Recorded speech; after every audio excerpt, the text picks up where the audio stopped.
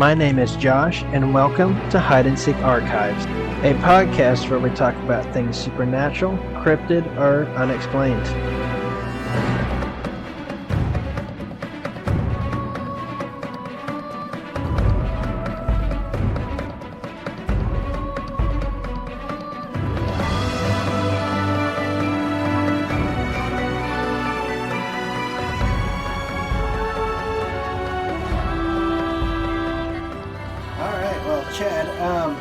We'll start with you and tell us how you kind of got into the Lost Cryptids Conservatory group and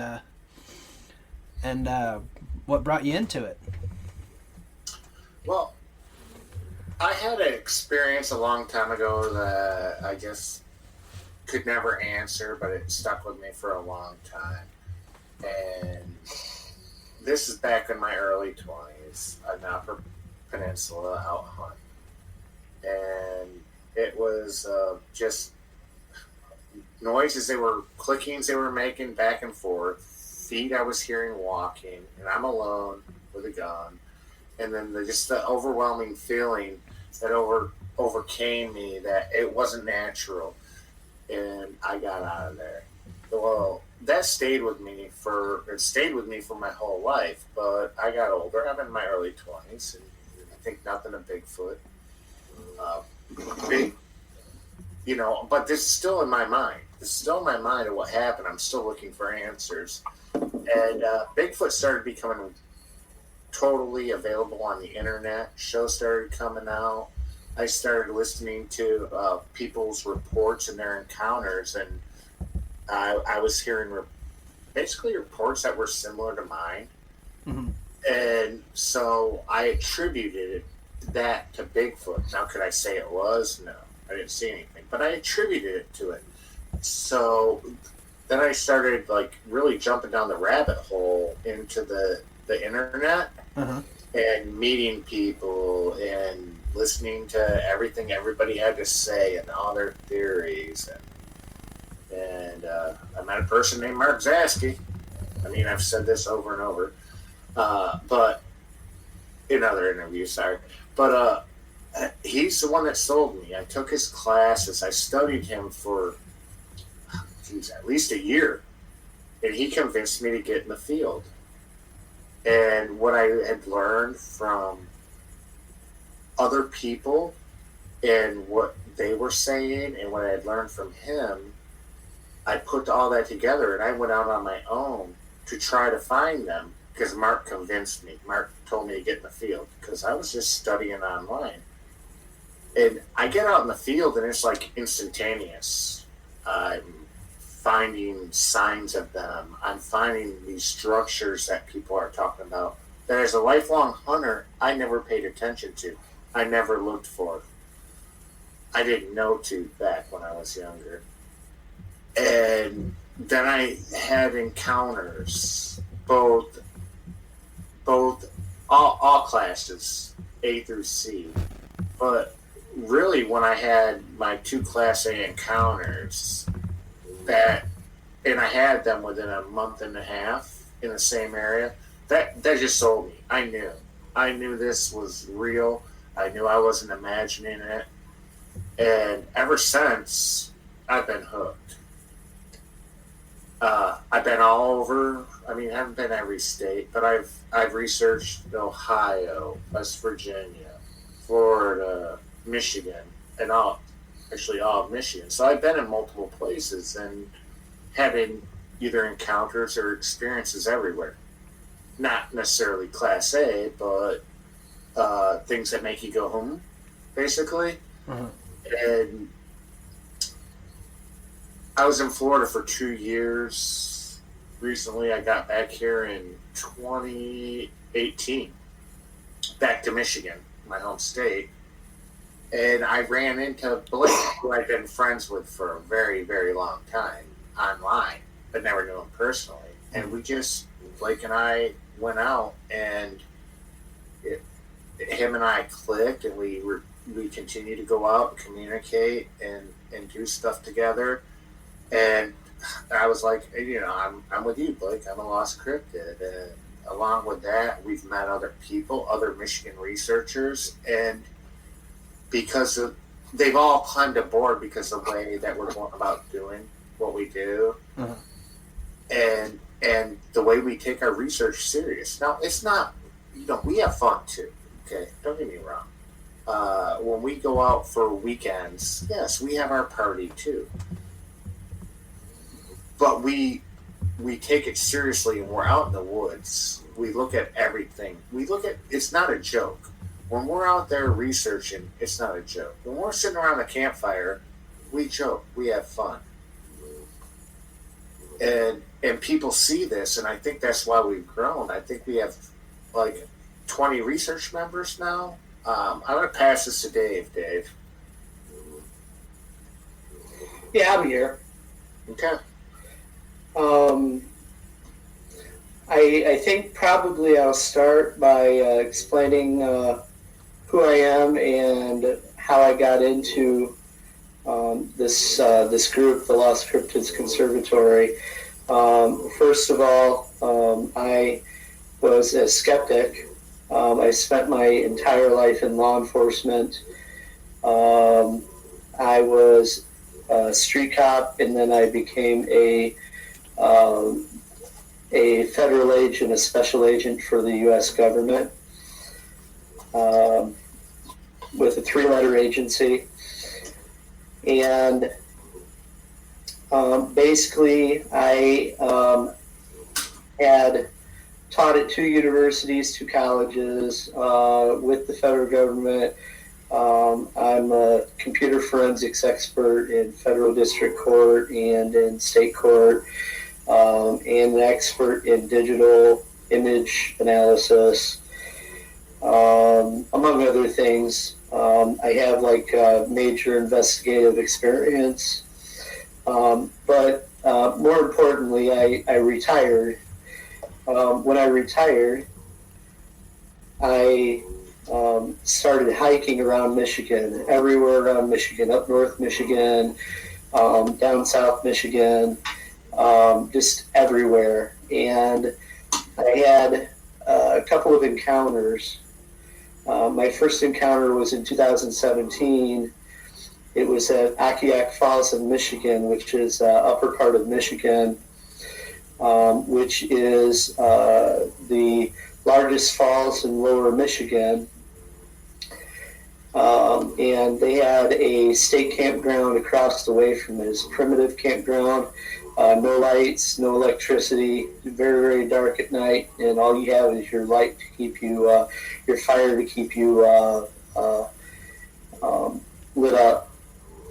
And on that night, I had heard across the river, in about a quarter-mile stretch, about 3 or 4 places where I heard whoops going back and forth.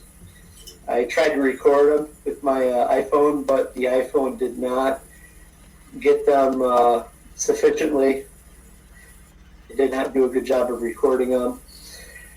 But also later, I heard yahoos, very pronounced yahoos, coming from the other side of the river at different locations. And later that night, I did have stones tossed into my camp and at my tent, and I playfully threw stones back in the direction they came. That was my first experience that I had. And that was pretty weird in and of itself, because I had never experienced, those types of calls, the whooping and the yahoos. I've been out in the woods in northern Michigan and I've experienced bobcats, I've experienced bears, I've experienced a lot of different things, and this was none of that. This was just totally different. So I know that I had experienced something that was unique. My second experience was in 2018. I was in Ann Arbor, and I was driving home down towards Monroe, Michigan, cutting across on a county road, and things all of a sudden became very dark. like there was a power outage and there was no electricity even at the houses. No, like farm lights have poles with lights on them, and there was no lights whatsoever. And I drove about half a mile down, and off on the left side of the road, I had seen what caught my eye was these two blazing red eyes that were bioluminescent, and which means that they were not reflecting light, but they were emitting light. I looked, it was a dark figure standing upright on two legs, had two arms, a head, but no neck. And it was within about 30 yards of my car. And it took a few minutes to realize what I had seen, and so I kept driving, decided whether or not I was going to go back to it. And I decided to keep going and not try to go back and get a picture or anything. At the time, I just feel like I was zapped, and it just felt like, I had experienced something dreadful, evil, something that crept inside my soul, basically, and it filled me with rage and hate, I guess, and fear that was not my own fear. And after that, I had made a report to the legendary Michigan Bigfoot guide, Bob Dago, and also Mark Hearn at Michigan Sasquatch Project. And I ended up getting hooked up with Val Zavala, who is at Bigfoot Data and Reporting Center, and eventually with the Lost Cryptids, with Chad and Blake and the rest of them. So it's been quite a journey for me. I started as a skeptic, and now I'm a believer. I know what I saw, and I know it was real. What it was, I'm not entirely sure, but I know what I saw.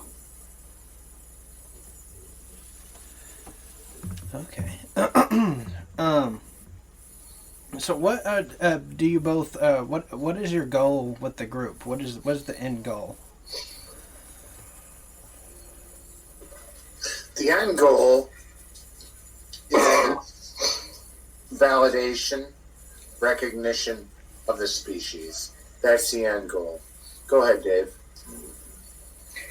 Yeah, we look for evidence, particularly forensically defensible evidence that can be stand up to scientific scrutiny, such as hair, plaster cast, DNA, eDNA, actually, and other forms of evidence that we can get into the hands of qualified persons, forensic anthropologists, in order that they can hopefully do some testing, maybe DNA testing, and validate that there is a new unknown species of primate in North America, and that in fact this primate is everywhere and a lot more common and a lot more nearby civilization than a lot of people realize.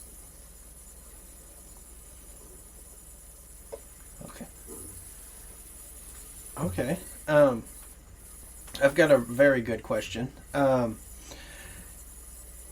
If you were able to find out that these things are somewhat supernatural, how would you move forward?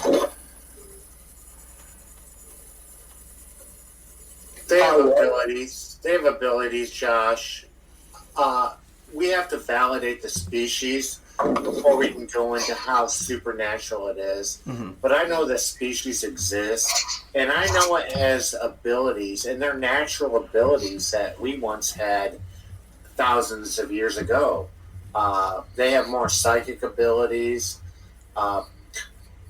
Their bone density and their brain size and their heart size and the minerals in their body, that's a lot to do with electricity. We all have iron in our body. We're all electric. But the minerals in your bones and everything, it would make sense that a large creature would be able to retain more electricity. Now, is this supernatural? I can't say, Josh. I mean, it's a pretty difficult question, and you're right, it is a good one. But I'm telling you, there are things that they can do that people think aren't normal, that really centuries ago, we had the same abilities, size-based comparison, pound for pound. Okay. So you basically think these things have these abilities that are kind of beyond our comprehension. We just perceive them as supernatural. I can't say for sure, but I believe a lot of what they're able to do isn't supernatural. It's 100% natural. It's all part of nature. Okay. Can I say that I can't say anything supernatural? I've never seen it. Yeah. Everything I've experienced is explainable. Hey, Chad, could I chime in here? Absolutely, buddy. Yeah, go ahead. Great. I think that you look at things in terms of things being supernatural with Bigfoot, and I think that we need to realize, first of all, the scientific method, which says that you can conduct an experiment any number of times and replicate the exact same outcome in the experiment and arrive at the same outcome, would not necessarily apply to Bigfoot research and is not a good fit. What we can do is collect commonalities between sightings and what people have experienced. That is lending more of a qualitative study of Bigfoot rather than a quantitative study of Bigfoot.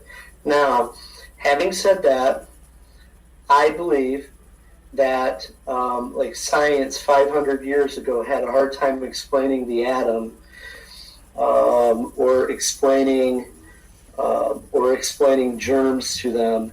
It would seem like magic to them 500 years ago, for them even to look at an iPhone or a television, for that matter. It would seem like magic to them. Things that we know that are science now were like magic 500 years ago. So we have to leave room in our exploration of this and our research to understand that we don't know everything about the phenomena that's going on. We need to leave room that 500 years from now, we understand that we're going to know more than what we do now. Mm-hmm. Does that explain the paranormal part of Bigfoot? I think that a lot of things that we would see now as paranormal may 500 years from now be explained through science and psychology and biology and through sciences as they develop from today. Okay. What do you think it's going to take to prove that these things are real? Chad, what do you think? The government could come out and say, yeah, they're real. We've got the evidence all along. This is what it's going to take. Let's be honest. The media, government, they won't ever admit it. So the only way that we're going to prove it's real with science is if they're willing to disclose the information. Same thing with UFOs. I hear a dog snoring in a water bottle. What's going on here?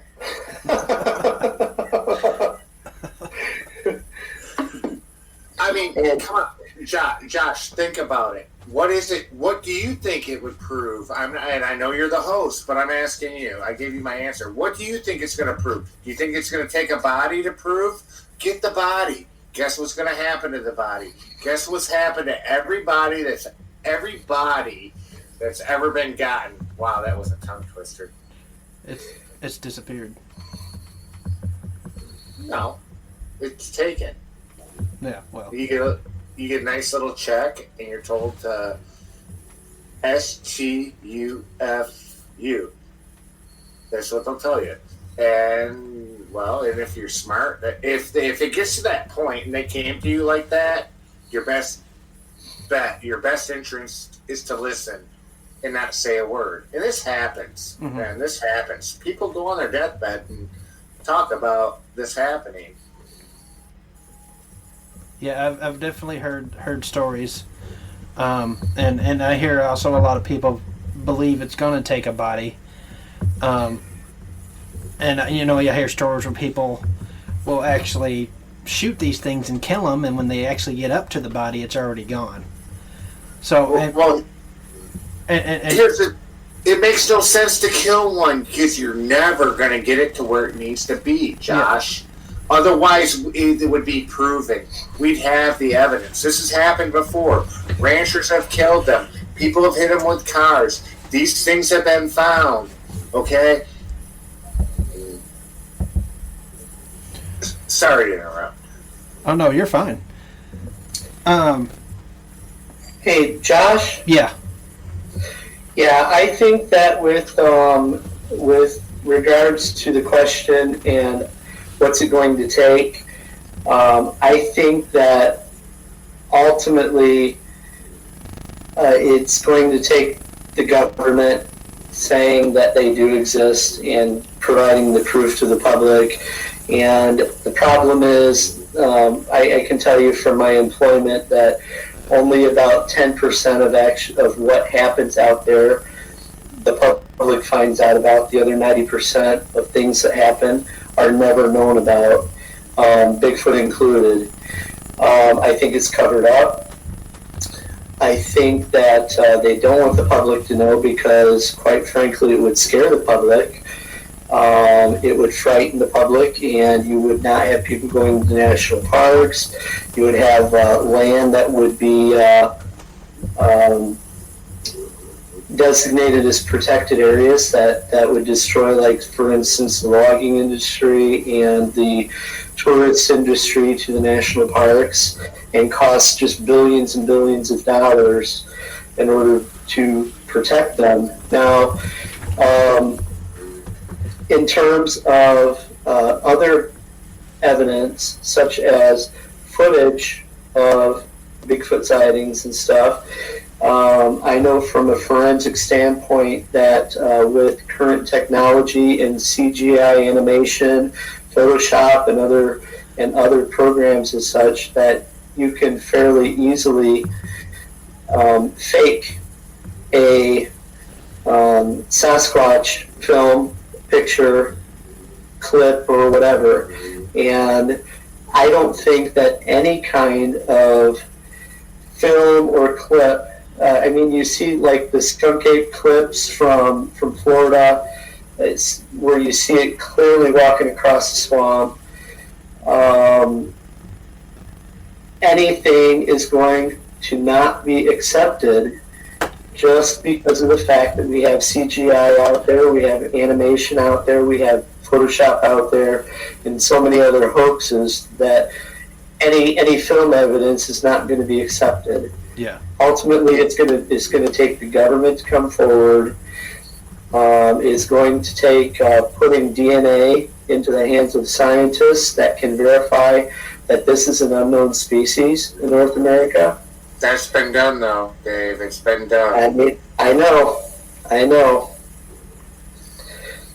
And it's just a really tough road for any kind of researcher to get the kind of evidence that is going to prove that they exist. What we're trying to prove, Josh, has been proved over and over again. It's just classified. Okay? And if we actually get enough proof, my guess is the same thing's going to happen. It's going to end up classified, and we're going to be, if we got the best proof in the world, in video, we would be like, people would say, we made it up. Yeah.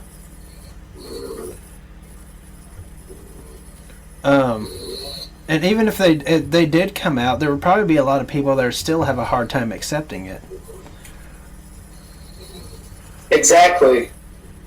Religion. Look at just religion. One thing that Dave hadn't mentioned yet. What happens with religion? These things are not an animal. They're not. What are they? My term's archaic human primate. That comes from my mentor, and I agree with him and William Lester. It's the best description for them. They are an ancient human that is evolved along with us, and probably throughout the years even interbred along the ways. And they're like, and they are a person. They're a tribe. Not almost, but a lot of Native American tribes consider them like a human, like a forest brother. Others consider them I'm not the one to talk about this. That's Blake about Indians, but they're considered different throughout the tribes. I will say that. So, what do you think? Josh, are they a person? Are they an animal? I'm sorry, I know you're the host. But No, it's fine. No, honestly, I'm not sure where I stand on that just yet. I want to believe that they are an unknown species, something that's just highly intelligent and really good at hiding. I grew up wanting to think that, and I get hit with all kinds of different evidence and different stories of what people tell me, and it kind of alters certain ways that I think about it, and I do believe that they do have certain abilities. Whether I think they're supernatural or not, I don't know. And usually, the definition of supernatural is something that's, that's something that we can't explain. That's basically what it is, and basically beyond our reasoning. And I think I want to fall into the fact that it's just a highly intelligent creature that knows the woods a hell of a lot better than we do. Well, go ahead, Dave. Well, I say sure. I think that it's more human than not, and we have instances in our past with the Neanderthals that had mated with humans, and we can prove that through DNA, that there was interbreeding between species. I simply think that this is another species. Either be it before the ancient Clovis people of North America, or the Denovisians from Eastern Europe and Russia and the Russia area in Asia. But I think they're more human than not. I think they're more intelligent than not. But I think they're flesh and blood real in our world. Now, as to supernatural abilities, again, things 500 years ago that we have now would seem supernatural to them, and just the same way, things that we think are supernatural might have a scientific explanation for them 500 years from now.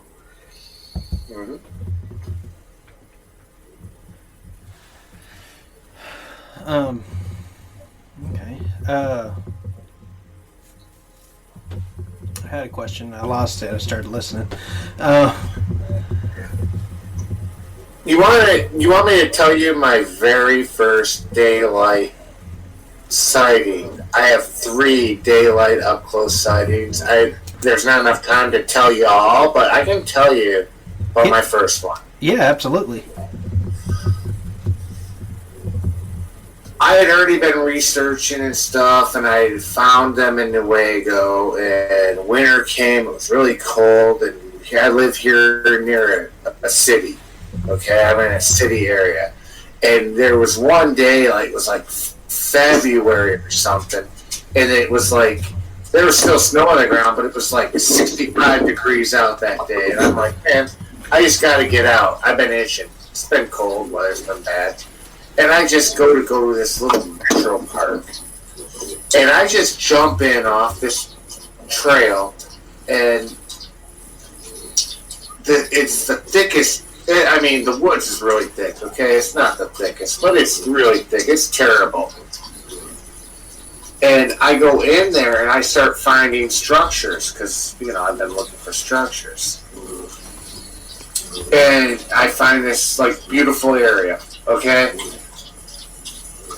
I leave, I tell people about it, I invite a guy, Tom Cameron. We go out there another day. I'm going to talk fast here. We go out there another day. We're out there for an hour and a half. It's really cold and bad, and we find more structures, and we find a dead nest area, okay? Like stuff that's, like, totally manipulated and made in a nest with tunnels that lead out in the back, and I continue to go there. It's still there.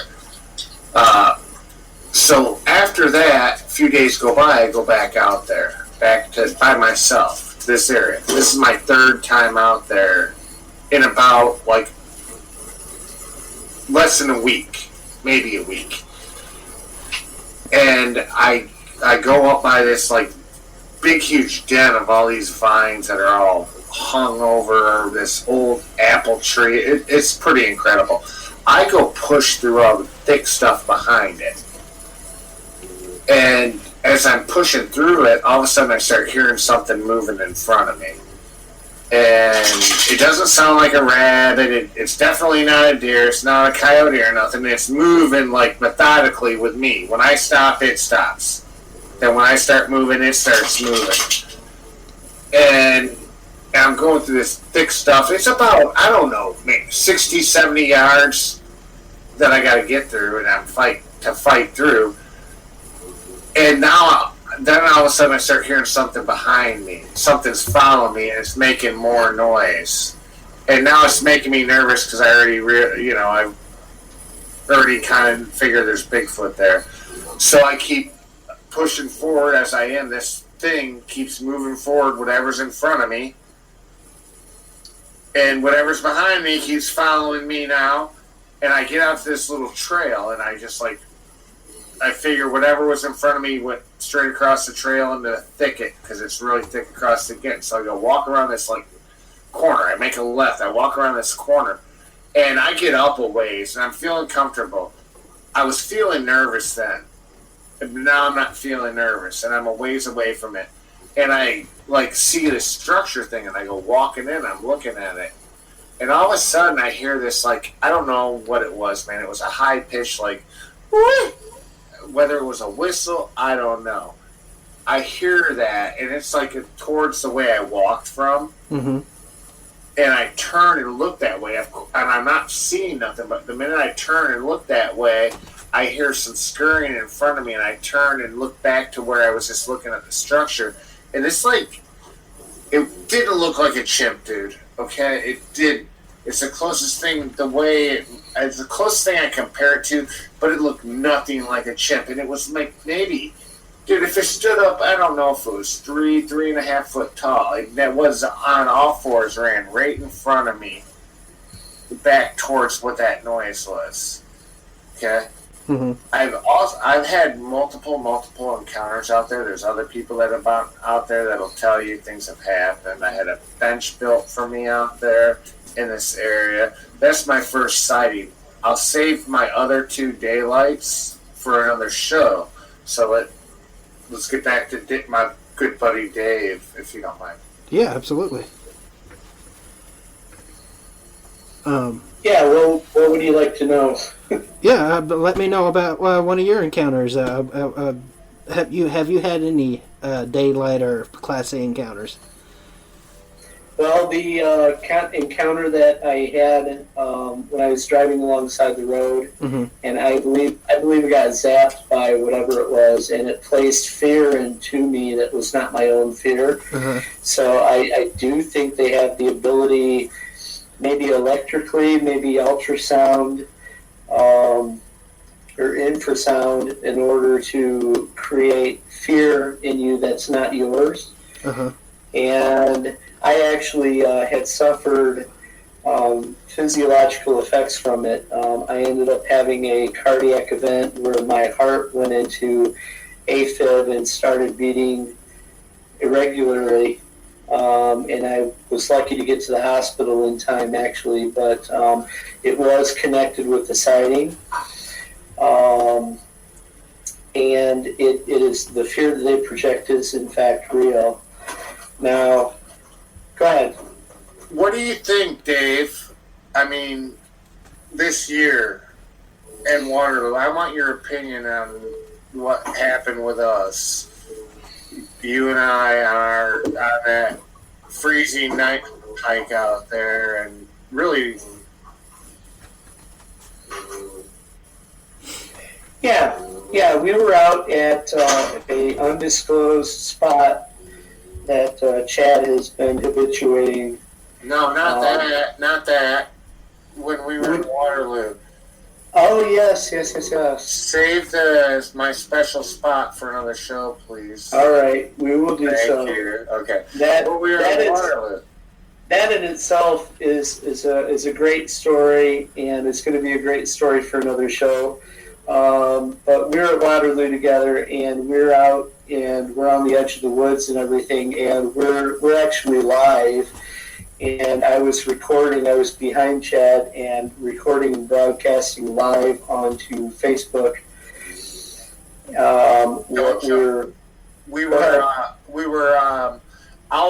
owl started hooting. What we did is one team went around one side of a swamp. There was a team of 4 of us. We went around the other side of the swamp. 2 of the people broke off and wouldn't go the way that. What time of day was this? This was like at 10 at night, 11 at night. Okay. 11, yeah. Yeah, and so 2 went the other way. We get walking and owl hoots, and I start calling to the owl.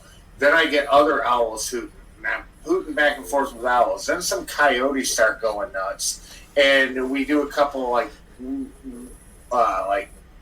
loud screeches. And the people on the other side of the swamp, and they're a long ways away, they're making noises too. Then the coyotes, we got them all going nuts, had the owls going nuts. And then we walked down to the end of the cornfield, and I shine in the woods, and all of a sudden there's this like, I'm pretty sure it was yellow. The eye was yellow. And it's peeking out of the tree, and then it peeks back, and I yell to Dave, there's something peeking. It's peeking back and forth. Dave's watching it, too, I believe. He'll say if he was. Peeking back and forth. And I keep my light there, and I'm pointing it up from where I'm standing. The thing's probably 30 yards away, maybe 80, 90 feet away. And, Right. And then it steps out from behind the tree, and it's both eyes. And I was locked on the eyes. I don't even notice any body or anything. Uh-huh. But then it turns to leave, to take off. And when it turns to take off, it looks like an upright person, and it takes off. And it hardly makes any noise. I mean, it's not loud. A deer or something running through there, we'd have heard it. It hardly made any sound. It made a little bit, but nothing that you can say sounded like something stomping through the woods. Mm-hmm. We were thinking owl because we were calling owls. No, an owl does not peek out from behind a tree, does not stand there and hover at that height that I'm pointing up and just be there for a second and a half, 2 seconds, and not make wing flapping noise. You would hear an owl from that distance. I mean, I'm an outdoorsman. I'm a hunter. Owls are, if they fly, they make noise. And now they can jump from a tree and glide down, but this thing took off. That would mean flying. And then we went after it, and we end up once we get to where it was, it goes straight down this embankment down towards like really swampy land. We go after it, and there it is again. Two eyes looking at us. It turns and scoots off, and then we get to stuff. I mean, we're not prepared to walk through sinking in quicksand. And that's basically what it was. Hey, Chad, if I may. Yes, sir. Yeah, during the entire episode, again, I was filming and we were live, and I was behind you, and I was trying to film the eye shine. Unfortunately, on my iPhone that I was broadcasting with, it did not give good enough resolution to show the eye shine, but I saw the eye shine peek out from behind the tree as well. I originally thought it was a reflector because it was reflective, but then I looked and realized it was not, and I saw it peek out from behind the tree. Again, I'm looking at my iPhone screen and seeing that I am trying to record this, and then it takes off, and then we took off running after it, and certainly it was not an owl that took off. We would have heard the owl, we would have seen more than what we saw. It was very quiet, and it was gone. And then we saw the eye shine later as well. But again, didn't want to cross into or couldn't cross into the swamp reasonably in order to pursue the thing. You can now, though, can't you? Yeah, we got muck boots. We're good with that now. Thank you. Wow. Why do you think they try to stay away from us? Why would you not want to stay away from us? We're the most dangerous animal on the planet. They've watched us destroy their environment. They've watched us tear their forest down. They've probably watched, some of them will watch people kill each other. Not that they probably don't kill some of each other, but they see how we are. We're destructive to nature. And in my opinion, I think that's the main reason. And plus, we show fear. If they have the ability to sense our emotions, and if somebody sees one and they're just looking at it, okay, say a Bigfoot's looking at a little kid, just being curious, and it's a nice Bigfoot. And all of a sudden, the kid's just like enamored with fear and like, ah! And, sorry, that was a bad scream. That emotion is emitted. Okay, that's a frequency. That's something that they're emitting to the Bigfoot. And it takes a special kind of person to be able to look at a Bigfoot and not freak out. And it's really hard, dude. I know I can do it. If I die doing it, hopefully I get it on video, and the Lost Cryptids have the evidence. Yeah. Josh? Yes. Yeah, to kind of follow up with that, I believe that there are experiencers and there are non-experiencers, and the non-experiencers generally will not have Bigfoot encounters or paranormal or UFO or any other kind of encounters their entire lives, and they'll question it. And there are other people who are experiencers, whose minds are open, whose senses are open, that they can experience such things. And I think that, if you have an experience with a Bigfoot, chances are that the Bigfoot has decided to have the encounter with you, not the other way around. And that you really you really need to understand, I guess, that certain types of people are more prone to have the encounters than others. I think there are experiencers out there and non-experiencers. And that's when you get into the debate of whether they're real, whether they're flesh and blood, whether they're spiritual, as to what they actually are. Okay. And you think the experiencers, do you think they're, when you say they're more open-minded, do you think the Bigfoot are more drawn to them, or not supernatural, but things like that are more drawn to them? I think certainly they can read people's minds, not read their minds as in know their exact thoughts, but know what feelings they have. Intention, know that they have an open mind, and I think that the experiencers, quite frankly, like dogs can see or hear different frequencies that we can't, and dogs see different colors than we do, and things of that nature, that experiencers are probably tuned a little bit differently than other people, and thus more likely to have those experiences with paranormal, UFOs, Bigfoot, and the like. Okay. Right. And we hear that frequency coming from that pooch laying next to you. Hey, Chad. That's all I can say is I hope that was Squatch Dog drinking water a few minutes ago. It actually was. Because if it wasn't, I don't know how to describe that. No, actually, Squatch Dog did go drink half a bowl of water. I'm glad Squatch Dog's doing well. So. No, hey, now Josh. Yeah. Dude, that's the other thing. I know this is your show, Josh, and there's no way you're getting out of this. Would you care to tell people what you just did last weekend? I mean, they are your audience. Yeah, absolutely. And what happened? Was there anything that happened? Anything catch your interest? And I see you got the LCC there. You must have enjoyed it. I did. Definitely got the LCC going on, man. That's all right.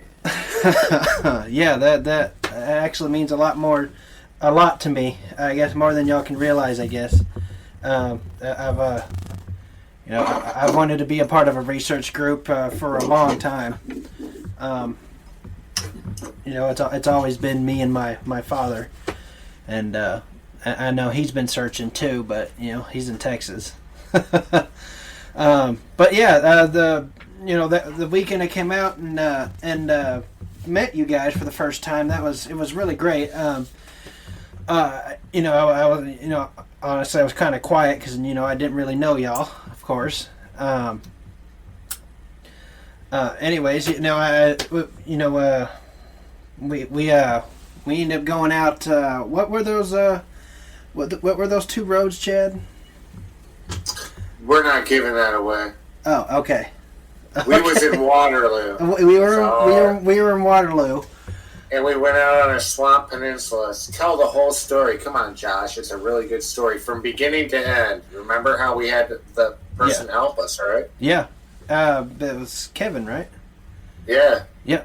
It was me, you, and Kevin, and we had what time was it? You think when we got out there? 1:30. Yeah, we went out there about 1:30 and set up camp. Our tents out on the peninsula. Kevin was helping us. He didn't have a tent. He didn't plan on staying. It was just me and Chad. Anyways, we walked out there and we could see there's been a lot of walking around. What kind of walk was it though? Was it like just right there off the road, or no, it wasn't right there off the road. We took a horse trail down, and then we veered off the horse trail and went I don't know about a quarter mile off the trail, and went to a peninsula and set up camp there. but anyways, yeah, we when we walked in, there's a lot of strange structures we saw walking in, but not nothing. I guess definite. Yeah. No, but they were good. They were good. Yeah, they were really good. And then we passed this balloon we started using as a marker. It said "Happy Birthday" on it. It was kind of stuck up on a bush, kind of a tree, and we knew to, where camp was just based off where that balloon was at.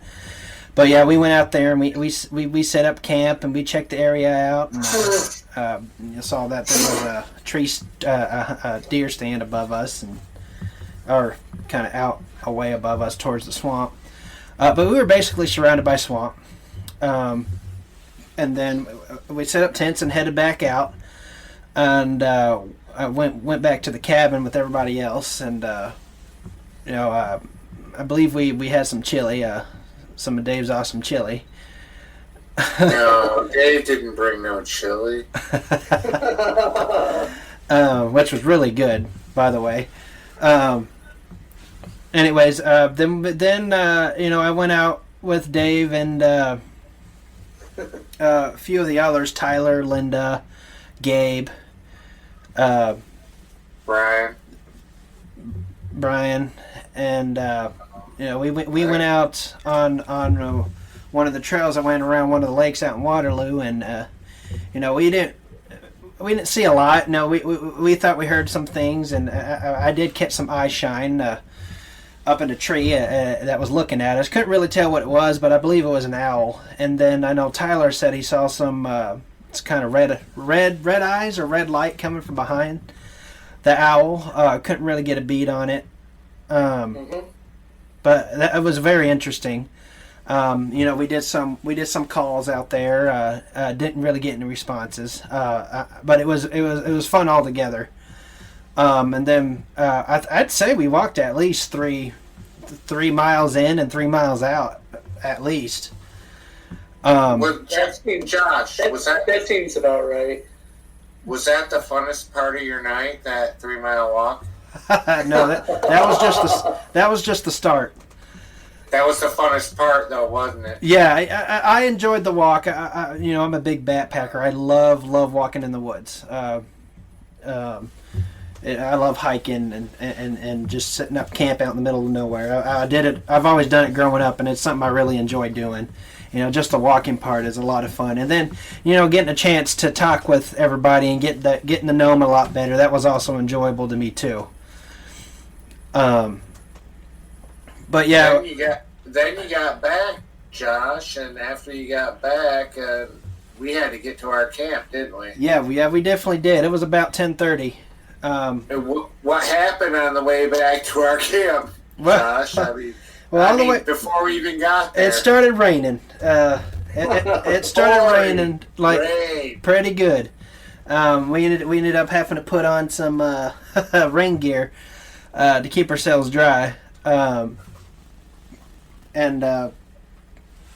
Dave had a special set for Chad. Thank God. It fit perfectly too. Yes, it did. It fit good enough. That's all I gotta say. But then, we hiked back out there, and we got close to the balloon, and we noticed there was this big old limb laying right across where we had walked not a few hours earlier. That was not there when we came through after we had set up the tents. And Chad, you're pretty tall. You definitely would have hit your head on it walking out. It was more than one limb. It was a branch hung in there with a big one leaned over. Yeah. It's weird. It was not there. No, it was not at all. And that, we sat there and we looked at that for a minute, and we're sitting there scratching our heads going, that was definitely not there. And then after we checked that out for a minute, camp's not far from that spot, and we got a little closer, and we saw some eye shine over by In our camp. In our camp, in the tents, where the tents are at. Not in the tent, but where the right there. Yeah, by the tents. Dude, there's eyes. Yeah. And they were kind of yellow. There we go. Kind of get some yellow eyes shine, and it took off to the right from the direction we were facing. Yep, from where it. Yep. And and we walked in a little closer, and we didn't really see anything straight away, and I ended up putting some stuff in the tent, and I lucked off to the right. Both did. Okay, people, it's pouring rain, literally. We're opening our tents, we're taking our gear off and getting it out of the rain and throwing it. That's the first thing we did when we got to camp. Yeah, it was. And I happened to look out to the right, and I see this black mass. It's a big old black mass kind of behind some brush and some bushes, off by where the swamp was at. And I said to Chad, I said, I think I see a black mass over there. And when I looked back, it was gone.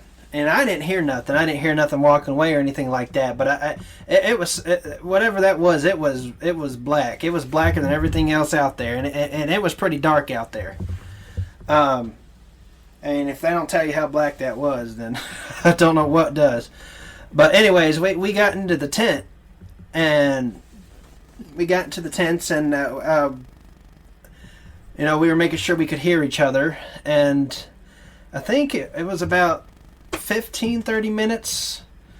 It sounded like something was walking behind my tent, because both me and Chad had faced our tents toward each other, and I was backed up more to the swamp, and Chad was more backed up towards the exit, and we couldn't really make out what it was. Of course, it's pouring rain, and it's muffling a lot of the noise. But 100% for sure, I figured it was a deer. I don't know what it was. 100% for sure, something moved, like within 15 yards of your tent behind you. I heard it walk through there, even in the pouring rain. It went. It sounded four-legged, but I can't. Hard to pinpoint in the rain. It was pouring. It was making a lot of noise. But yeah, that was to the extent of our night. The rain kind of cut it short for us. I know Chad stayed up most of the night. I ended up passing out. Nothing else was happening, and we got up about I'd say about 8. No, about 9:30. Okay, all right, about 9:30, and we started heading back to the. You left the hell out. Our tents were me soaking wet. We had expended the whole night to give him the sleeping bag to my dog because my dog's freezing because it rained for like 12 hours straight or something. Yeah, just poured. Yeah, it rained for a while, and we slept in that, and I was soaked. You saw my sleeping bag. I did. Yeah, your tent sprung a leak bad. It was bad, and I think Boris was a lot cozier than you were. But yeah, that happened. I stayed pretty toasty myself. I was wrapped in a sleeping bag and a blanket. I had a hard enough time getting up to go to the bathroom. It was so cold. Anyways, yeah, we got up and got about halfway to the horse trail, and I had realized I left my my pistol under my pillow in my tent. Anyways, Chad asked me if I'm okay going back, if I could find it, and at the time I was pretty confident that I could find it. So Chad started heading back towards the horse trail, with Boris, and I started heading back towards the general direction of the tents, and got a little turned around for some reason, and came back to the horse trail trying to gain, figure it back out where I was. I ended up calling Chad. I said, I'm not sure where I'm at. And then I came out on the horse trail and said, oh, wait, no, I found the markers. I'm going to work my way back. Well, I started working my way back after I had, got off the phone with Chad, and got pretty dang close to, where the balloon was marked, was a marking for us, and the tents weren't far from the balloon. Well, luck would have it, I either a branch or a limb or something caught my glasses and flicked it off my face, basically. And I, for the life of me, couldn't find them, couldn't see where they went. Somehow got very turned around, and started walking because I was hoping I was close to the tent so I could at least, grab my stuff. Because without my glasses, I can't see jack. And then I think Chad called me or I called you, Chad. I don't remember. Anyways, yeah, I had told him. I said, "Yeah, I have no idea where I'm at in my glasses." All right, hang on, come out. I'll lead you right off. He called me panicked. I don't know where I am. I lost my glasses. I can't see. I'm like, what? He's like, I'm looking. I can't find them. And he's like, really, really panicked. Blind in the woods. Blind in the woods. This is the truth, okay? I'm sitting in the car getting my fingers warm. I'm soaking wet from the night before. I've got the heater going. He's fine. Oh, yeah. When we left, we weren't but 70 yards from the camp.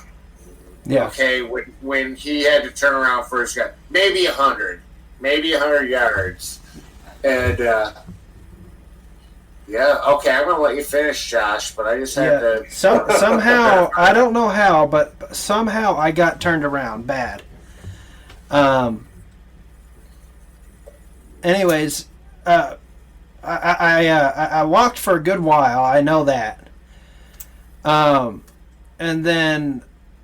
Yeah, I called you and I was worried, and you told me to stay where I was at, and then we got off the phone, so I walked forward a little bit thinking I was close to the trail, and I ended up seeing the road, the complete opposite direction from where the tents are at, way past the horse trails, and I ended up walking out on the horse trail and calling Chad. I said, I think I'm out by the road. And I don't remember exactly what you said, Chad. I think you said something along the lines as in, like... Okay, here's what I said. I said, I thought I told you to stay where you were, was the first thing I said. And then you said, I think the horse trail's right here. I said, well, I'm already, at the point to enter to go into our camp off of the horse trail, looking for you. And I waited for you to walk down the horse trail to get to me. And then what happened? Then what did we do? You were blind. Yeah, I was basically following Chad the whole way back, and I could see the balloon, everything... You still hadn't got to your gun yet. No, I haven't gotten to my gun or found my glasses for that matter. Okay. This is an hour and a half later. At least an hour and 15. I promise. Go ahead, Josh. Anyways, we started heading back. Or no, Chad started leading me towards camp. And we got right where the balloon was at. And we're looking for my glasses, and I don't think we looked very long. And I happened to look down. It was wedged in between some sticks or a branch or something like that. And I was amazed I even found them, half blind. It was a miracle from God, because if we didn't find his glass, no, listen, he wouldn't have been able to drive home or nothing. No, Exactly. we're looking all around. And he's like, I lost him somewhere here. And he's like, yeah. It's amazing you found the glasses in the middle of the woods. Yeah, I've somehow I honed in on those things and I found them because those things were my lifeline. Anyways, I found my glasses, thank goodness, and we went back to the tents, and I got my pistol, and we ended up heading back out to the car. Yeah, what did we have to do? Because we were so cold and soaking wet, and our tents were flooded. We left all of our stuff. Yeah, all of our blankets, sleeping bags, pillows, and it was still raining. Yeah, it was still raining out. And the thing was, I was pretty dang dry when I got out of the tent, but after wandering around, I was soaking wet.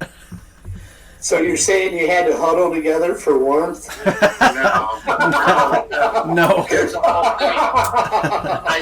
I sat in the car for an hour while he was lost. No lie. I sat in the car with the heater on for an hour waiting for him until I had to go rescue him. I hiked back in with you guys and everything. Well, we went to take out camp. You did. Go ahead.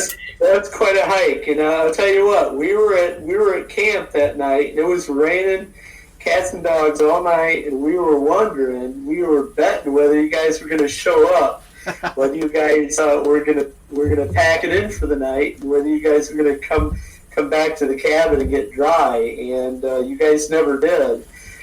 And we were very surprised you stayed out because it was so wet and so cold. I don't know how you guys did that.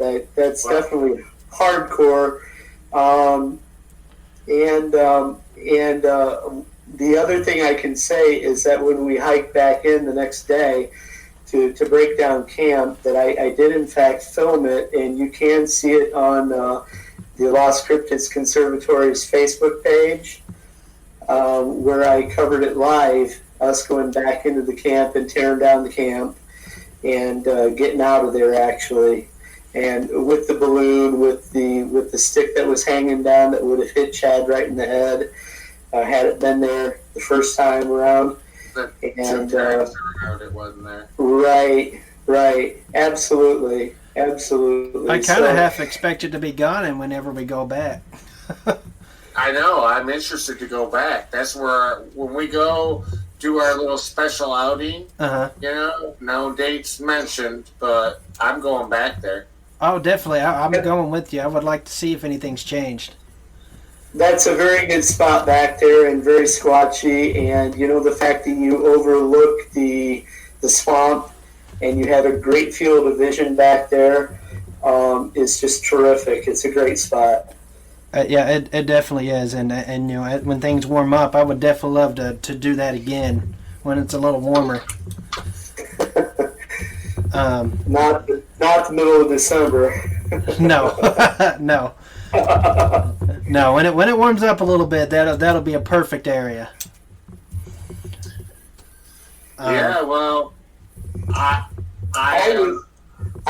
Chad. I was just really surprised going with you guys to tear down the tent, as far as how far out there in the middle of freaking nowhere this place was, and how far you guys hiked back in to the woods in order to go find where it was the best place for your camp.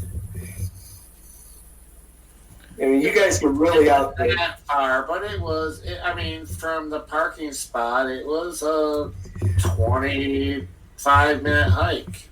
Not from the parking spot, but rather from the roads that led to the parking spot. There were dirt roads, single lane, going through the woods. Nothing on either side. No, this place was literally in the middle of nowhere. Yeah, you're definitely out there. If you ever got in trouble, there's not going to be anybody nearby to help at all. We're a half mile off the horse trail, right?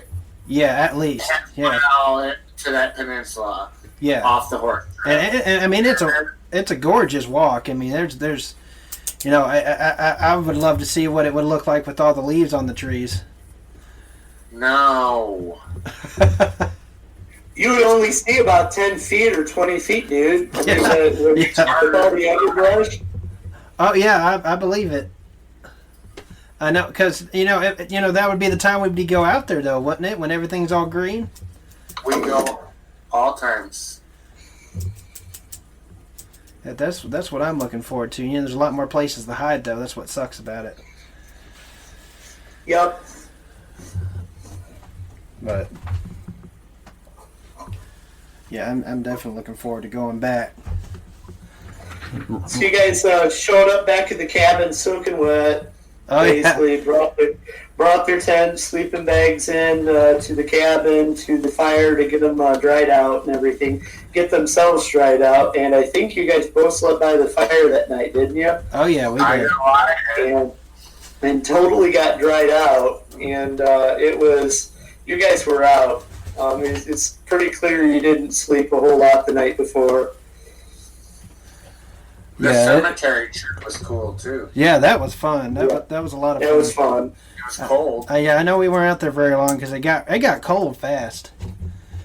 And then I think it snowed on us just a little bit for a little bit. Yep. And I know when I was out there, I saw some eyes shine up in the tree. Couldn't tell what it was. Me and Tyler did. I think it was a bird. I'm not entirely sure. I only saw one eye, and I saw that it was moving. I know that you guys were at the other end of the cemetery than what we were at. Yeah, we were. I know Tyler was trying to look for some rocks to clack, because he didn't want to do any whooping out there with other houses, and wake anybody up, make people mad. You don't want to do that. But yeah, that was real cool. That was a lot of fun. I've never done anything like that in a cemetery. That was definitely something different for me. But yeah. And that's kind of what the Lost Cryptids do. You know what? We're out there all the time, and we're in the field. You get other groups, other people, other researchers that are armchair researchers, and that we are definitely not. We are out there. We're out there in the cold. We're out there in the wintertime. We're out there when it's wet. We're out there to get evidence and everything. To try to find. Go ahead. Dave just had pneumonia last week from the last outing. I did. Oh man.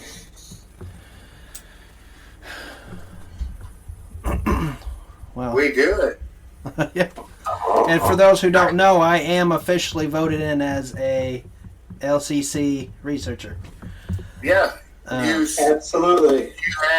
You hold the LCC there because you can't have the capital LCC unless you spend a night. The people that have the capital LCC means they will sleep out in anything. Oh yeah. Okay. So Dave, man, you're gonna have to go probably camp out in January so you can have that LCC next to your name. That's pretty hardcore. I know we were out at your spot here earlier, which we'll get into that. There again. Dude, I'm camping there again. I think I probably will. I think we both will. That's a great spot. It really is. I'm definitely going with you on that one. There in January with my 0-degree sleeping bag without my dog. I'll leave my dog at the cabin. Yeah. And I'll sleep out there alone. It ain't gonna rain. I won't get wet. It'll snow if anything. It's gonna be so cold, right, Josh? Yeah. So, at least I know I'll stay dry. That's true. I'm sorry. I need some sort of heat source so that I know I'm not going to get pneumonia. Yeah. I understand. I know you gotta stay there. Absolutely. But yeah, that sounds like fun. And Absolutely. I'm hoping to bring my camper out. Maybe have some experiences just around with the camper too. I'm hoping. What? You're gonna sleep in the camper? You ain't sleeping in the swamp? I'll sleep in the swamp too. Better. Well, you gonna leave me out there by myself? No, I won't leave you out there by yourself. All right. That's why you got that capital LCC next to your name, because you're my deputy. No, I won't let you become the next missing 411. You're my deputy, man. You gotta earn that capital LCC. You gotta do the elements. You gotta stay out in the cold. Well, You got to be out there. Yeah. And that's what we do. We're out there, and we're probably out there more than any other group in Michigan. We travel all over Michigan, and we explore all over Michigan. We research all over Michigan. We go all over Michigan just to take reports of activity. And I think that is a wonderful thing that our group does. And the size of our group allows us to split up, and part of the group can go one way and do one thing, and part of the group can go another way and do another thing. And you know what? We can go live with both and broadcast both, and I think it's a great thing. We can cover a lot more ground together, and we can do a lot more together as a group as we can individuals. I agree. And everybody's got different mindsets on everything, which brings a lot to the table. And everybody's got different skill sets too, which is also another great thing. Yes. Josh, you're not allowed to come out with us without a one of them things, them headbands that go around your glasses, in case them little like neck, whatever those things are called. I have one. I'll give it to you, Josh, if you need one. I do. I definitely do need one. Before you go out, I'll give you mine. Yeah, I don't think I'd go out without one. That was real bad. You know how lucky we are that we found your glasses. That's amazing. Well, I feel lucky I even found the road. The funny thing is the blind guy found his own glasses. We're all looking around this. He found them. He's all like fumbling through the ground with his fingers, and I got them. And I was like, I think that was the happiest I was the whole weekend when he said that. Because I thought, oh, damn, man, we're going to be out here for hours looking for these things. No, man, you were happy. I was joyous. You know, my weekend wasn't ruined. And you wouldn't even have been able to drive home. No, but in the end, it ended up being a really, really interesting adventure. So you're worried about him driving home? Of course he couldn't. I would have had to held his hand and walked him the whole way out of the wood. So I don't know about the holding the hand part, but probably. Well, some of the stuff we walked through is pretty treacherous. So you guys were huddling together for warmth, is what you're saying? No. No. We were in separate tents. Yeah, we were.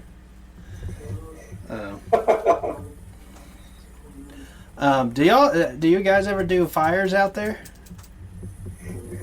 Sometimes. I would have if it wasn't pouring rain. I would have made a little fire. If it wasn't pouring rain, I would have been out walking around. Yeah. With flashlight. No. It was. I've been right there with you. Yeah. That changes things when it's raining. It does. And it changes things that you can hear, as you guys know. Mm-hmm. But we just sat there and listened. That's all we could do. We just listened. I listened all night long. Yeah, the rain eventually put me to sleep. With rain hitting the tent like that, I can't. It puts me to sleep. And that's so important, you know. A lot of times, Chad, I know that when we go into the woods and everything, we'll just find a spot and sit on a log and just listen. Listen for a half hour, listen for an hour, and just listen and be part of nature and listen to what's going on around us. Yeah. Yeah, that is important. Let me hear your best owl call, Dave. Yours is better than mine, dude. So yours, go on ahead. I can't even I can't even pretend to do it as well as you. If I do it, the neighbors will call the police. I live in a trailer. Go ahead, just do one, and it'll be okay. Do it softly. Ho ho ho ho ho! It's pretty And good. that's pretty good, and it does in fact get responses I get from responses. owls. But we also think, you know, in terms of the calls that you hear, like with wolves, coyotes, owls, that Bigfoot does have the ability to mimic you and mimic animals and mimic people. I think that's what the samurai sounds are, is Sasquatch trying to mimic human speech, but they don't quite get the syllables right. Uh-huh. But we did on that occasion that Chad and I saw the ice shine. He was doing the owl call and getting responses, and the coyotes, and everything was active and going off at once. I really did carry on conversations for several minutes with the owls, didn't I? I mean, I really did. Yes, you did. Yes, you did. And then they just stopped. Really? Yeah, they just stopped out of nowhere. They were all happy, talking back with me, hooting back with me. They were hooting and hooting. We were hooting all over. Then they just stopped. And then I hooted and they wouldn't reply, so I quit hooting. Unlike, I mean, some people would have kept hooting, but when they don't reply, don't hoot. Stop hooting.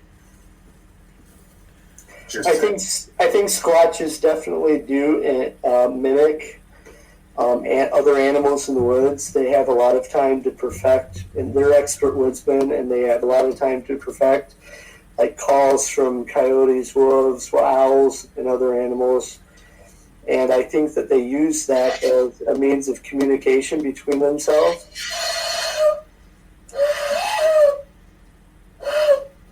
Hang on, I'm going to do an owl right here.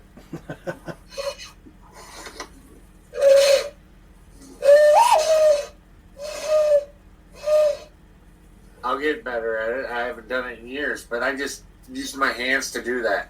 That's an owl call. I used to be great at it. I used to talk to doves. Doves all the time doing that. And thank you, everyone, for listening. I hope you all enjoyed that as much as I did. And thank you to Chad and David for taking the time to tell us about their encounters and a little bit about the LCC group. And if you'd like to be on Hide and Seek Archives, you can email me at hideandseekarchives@gmail.com. I hope y'all have a wonderful week, and I will see y'all next Tuesday. Hello, darkness, my old friend. I've come to talk with you again, because a vision softly creeping left its seeds while I was sleeping, and the vision that was planted in my brain still remains within the sound of silence. In restless dreams I walked alone, narrow streets of cobblestone, neath the halo of a street lamp. I turned my collar to the cold and damp, when my eyes were stabbed by the flash of a neon light that split the night and touched the sound of silence. And in the naked light I saw 10,000 people